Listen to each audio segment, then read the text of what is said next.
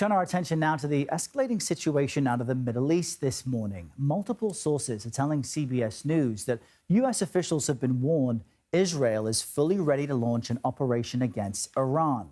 And this is raising concerns Tehran could retaliate on certain U.S. sites in neighboring Iraq. For more on this, let's bring in CBS News contributor Andrew Boyd. He's the former chief of operations for the CIA's Counterterrorism Mission Center. Good morning, Andrew.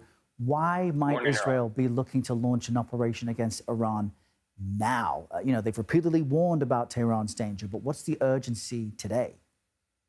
Well, there's a number of things. Iran is at the enrichment point with uranium higher than they've ever been.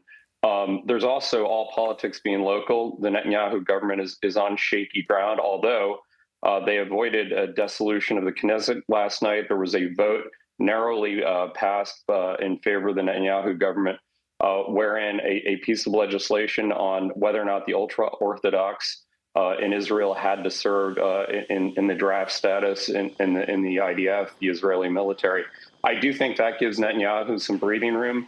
The Trump administration representative Steve Witkoff is going to be in Oman for negotiations indirectly with the Iranians this weekend via the Omani foreign minister.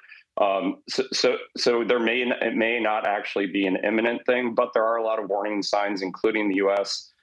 Removing non-essential personnel from the embassy in Baghdad and allowing families in the Gulf area from other embassies and military bases to go home. Interesting to hear that there's the possibility it could be, political positioning, considering what's happening locally and these talks. But for viewers who may not be aware of the geography, if Israel were to go forward with taking military action on Iran, how might Tehran respond, and how does that impact U.S. interests?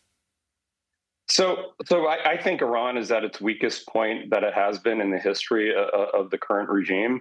Hezbollah was decimated by the Israelis recently. Hamas, another Iranian proxy, is obviously at its weakest point because of the October 7th, 2023 attacks.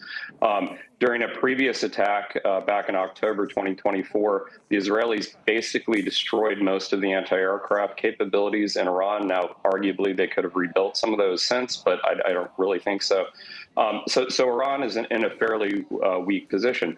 The problem is I do not think that the Israeli military could sustain a war with Iran without U.S. support. And I think the Trump administration has made it fairly clear that the Trump administration is not interested in joining the Israelis currently in a war with Iran. All right, Andrew Boyd talking to us from Arlington, Virginia this morning with your analysis. Thanks, Andrew.